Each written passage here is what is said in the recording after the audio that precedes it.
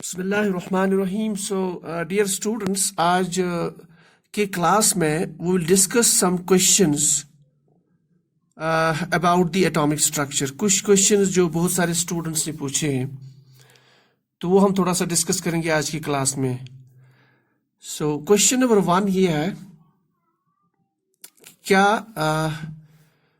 Nodal plane जो हमने पढ़ा है, नोडल प्लेन, और दूसरा हमने पढ़ा था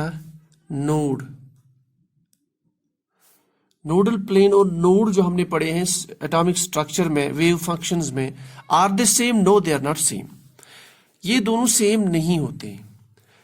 ये हमने डिटेल में पढ़ा है, लेकिन यहाँ पे आई विल डिस्कस अगेन कि ये जो नोड है, this is also called as spherical node. जब हम नोड की बात करते हैं, स्फेरिकल नोड,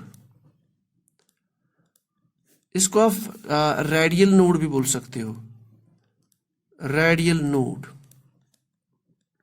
तो रेडियल नोड बेसिकली क्या होता है? जो आपका न्यूक्लियस होता है, मैं बार बार ये डिस्कस कर रहा हूं क्योंकि जब हम डिस्कस करते हैं चीजें बार बार, तो will get things in the mind कि this is in an atom, this is the nucleus और this is the nuclear part. इसमें होता है charge plus, it contains usually neutrons and protons.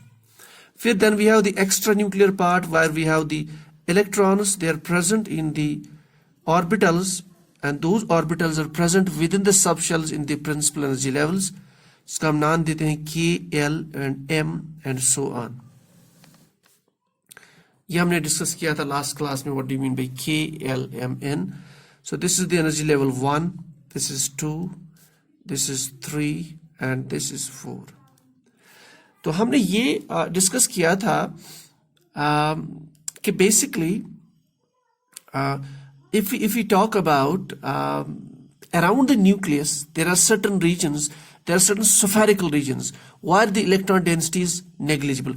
Example, let us say कि इसमें electrons हैं, तो एक region यहाँ पे होगा which will be spherical, and in that region this is like a shell. तो एक shell जैसा होगा, उस shell में there will be no electron density present.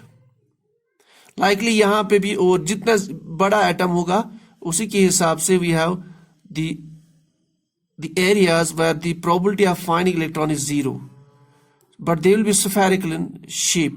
So they are called as spherical nodes और रेडियल नोड्स, और simply they are called nodes. So they are basically spherical in shape where the probability of finding electron 0. और कैसे हम calculate करें किसी भी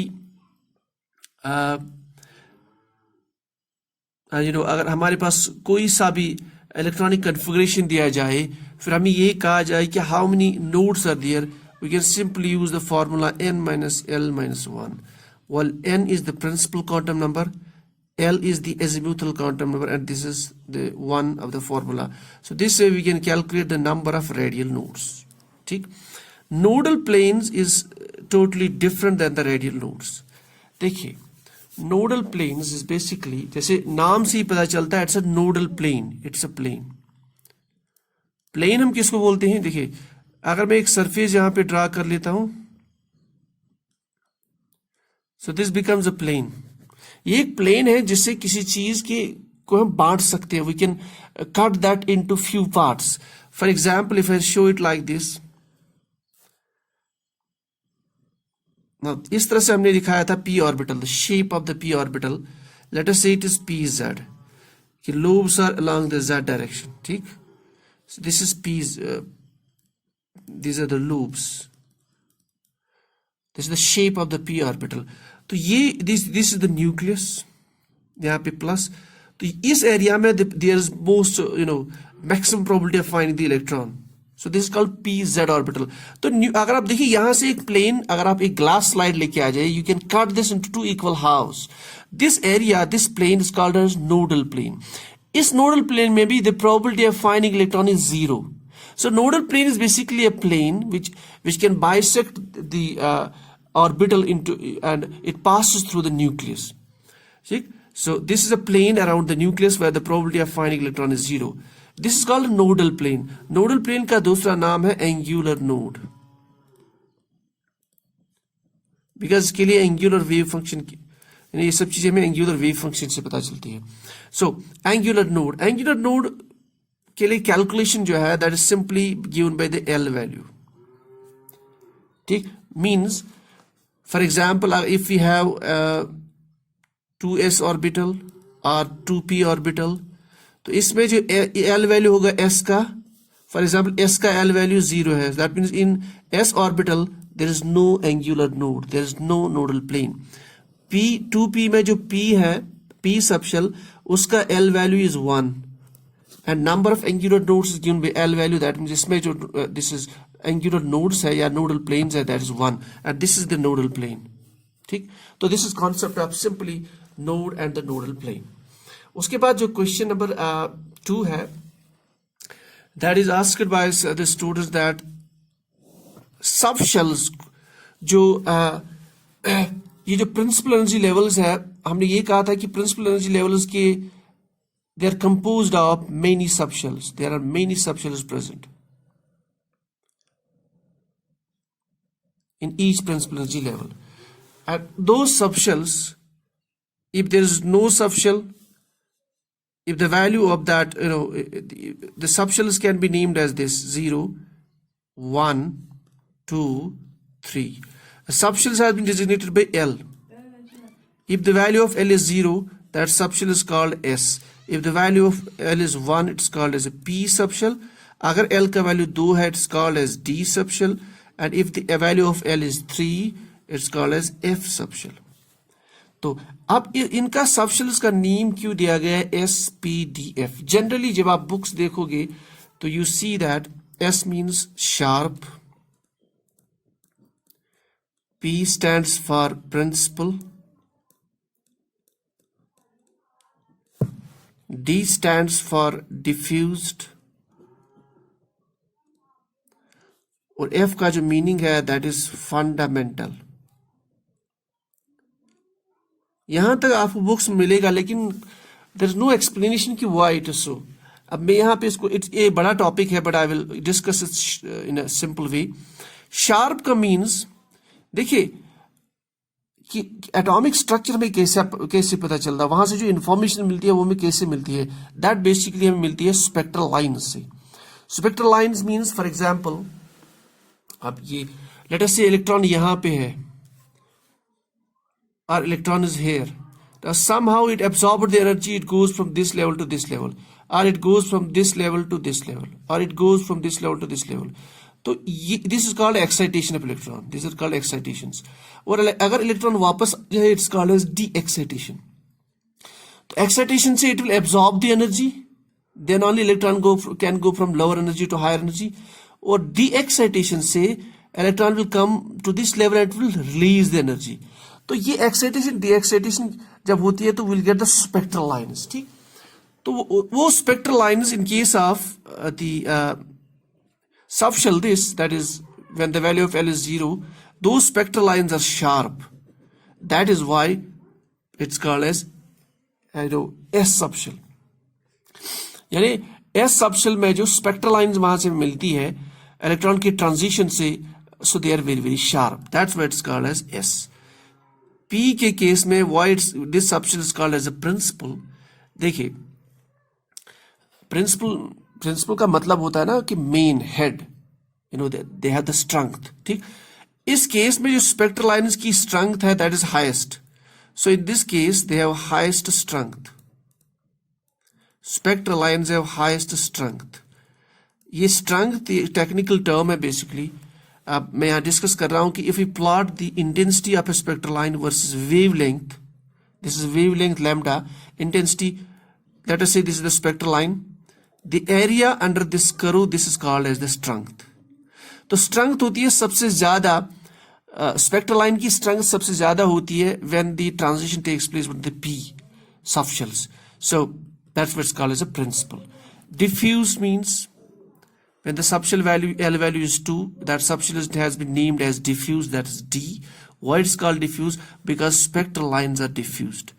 Diffused मतलब बहुत दूर, तो spectral lines are diffused.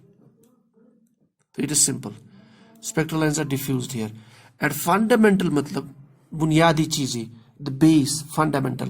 Why it's called fundamental, because यहाँ से जो स्पेक्ट्रल लाइंस में मिलती है और स्पेक्ट्रल लाइंस की जो फ्रीक्वेंसी होती है, फ्रीक्वेंसी और एनर्जी,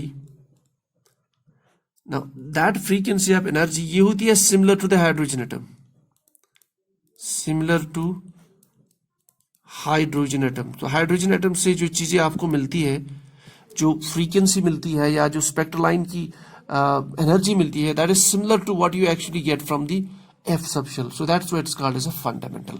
तो these are the basic points why the subshells have been named as S, P, D and F. अब और लास्ट क्वेश्चन हम डिस्कस करेंगे जो किसी स्टूडेंट ने पूछा था। दैट क्वेश्चन इज, हमने बोला था that partially field orbitals, partially field electronic configuration या ऑर्बिटल्स, और जो कंप्लीटली फिल्ड है, completely filled, they are highly stable. So partially filled orbitals and completely filled orbitals, they are highly stable. फिर हमने example ली थी इसमें, अगर हमारे पास p3 इलेक्ट्रॉनिक कन्फिगरेशन है, let us say we have 2p3 and then we have 2p6, they are highly stable. For example कहीं पे हमने एक इलेक्ट्रॉन को शिफ्ट किया था, अगर आपको याद हो, हमने शिफ्ट किया था S से D में इलेक्ट्रॉन। कॉपर के केस में 4s2 3d 9 था, तो हमने एक इलेक्ट्रॉन को यहां से यहां शिफ्ट किया था, so the electronic configuration becomes 4s1 and 3d10। अब 10 में D जो सबशेल है, इसमें कितने ऑर्बिटल है? 5। तो जब इसमें 5 ऑर्बिटल्स है तो नाउ हमारे पास कितने होंगे? 10। So that means D subshell becomes completely filled. Since it is completely filled, this electronic configuration is the most stable. That's where the transfer takes place. इसी तरह से कहीं पे हमने देखा था क्रोमियम के केस में, it was 4s2 3d4. फिर हमने कहा था electron will transfer from S to 3d, so you'll get 4s1 and 3d5. क्यों 3d5? क्योंकि D में जो 5 ऑर्बिटल्स है, now each orbital has one electron, that means it is partially filled, half filled, so this is a highly stable. यहां तक तो हमें बात समझ आई थी। फिर हमने डिस्कस किया था why they are stable, because they have more exchange energy and electron can exchange here more, likely यहां पे they have more exchange energy, ठीक, so they are stable. फिर हमने डिस्कस किया था second stability के लिए कि they are highly symmetrical, so exchange energy is there high and they are symmetrical. ये दो main reasons है why the electronic configuration becomes, this and this, not this and this, because in this case we are getting completely filled orbital D, and this case we are getting this is partially filled, so they are stable. अब question ये है कि what about the symmetry, कि इन दोनों में कौन stable है? Partially field ज्यादा स्टेबल है कि कंप्लीटली फिल्ड D? ये जो 3D सबशेल, आप ये जो 3D वाला ऑर्बिट, ये जो सबशेल है जिसमें एक एक इलेक्ट्रॉन है, और इस केस में 3D में 10 इलेक्ट्रॉन है, which is more stable? Simple सी बात है, इट इज यूजुअली जब आपको कंपेयर करना हो स्टेबिलिटी, देन ये प्रिंसिपल क्वांटम नंबर सेम होना चाहिए। फॉर एग्जाम्पल अगर मैं आपको बोलूं कि 3d5 और 4d10 को आप कंपेयर करो, तो इट्स वेरी डिफिकल्ट, क्योंकि यहाँ पे प्रिंसिपल क्वांटम नंबर 4 है, और प्रिंसिपल क्वांटम नंबर 4 मीन इसकी एनर्जी डिफरेंट होगी और इसकी एनर्जी डिफरेंट होगी, तो you can not straight forward से बेस्ड अपॉन सम रूल। लेकिन यहाँ पे it is when it is 3d हम कंपेयर कर सकते हैं, and it is basically this completely filled is more stable compared to this partially filled. क्यों? Since यहाँ पे orbitals are paired, अगर आप चाहो कि यहाँ से इलेक्ट्रॉन निकालना पड़े हमें, we have to remove the electron from here, so we need lot of energy to remove the electron from the paired orbital, while in this case it is easy to remove the electron. That means हम ये कह सकते हैं, in case of completely filled subshells or orbitals, the ionization energy is high. क्या मतलब? Amount of energy required to remove the electron from the orbital, that's called ionization energy. Since they are completely filled, an orbital can accommodate 2 electrons and they are there. Since ionization energy is high here, high ionization energy का मतलब यही होता है कि this orbital is highly stable compared to this. So if you compare the completely filled or the subshells and partially filled subshells, it is the completely filled one, they are more stable because high ionization energy. अगर symmetry की बात करें, क्योंकि symmetry में ज्यादा difference नहीं है दो के दरमियान. इसमें जो 5 ऑर्बिटल्स है दे हैव 1 इलेक्ट्रॉन ईच. यहाँ पे जो 5 orbitals they have 2 electron each. तो सिमेट्री में उतना ज्यादा फर्क नहीं है. Yes, completely filled they might have slightly higher symmetry than the partially filled, लेकिन फिर भी सिमेट्री में इतना ज्यादा फर्क नहीं है. जो मेन फर्क उससे पड़ता है, एक तो एक्सचेंज ज्यादा होता है in this case compare to this, और दूसरा ionization energy is very high in this case compared to this. So that's why the completely filled orbital becomes highly stable compared to partially. लेकिन in general जब हम electronic configuration को compare करते हैं, so in those cases partially filled orbitals are and the completely filled orbitals, they are highly stable. That is why the electronic configuration changes. So this is all about our question. And then हमारे पास एक topic बचता है, that is the concept of operators in the quantum mechanics, that we'll do tomorrow. So this is all for the day.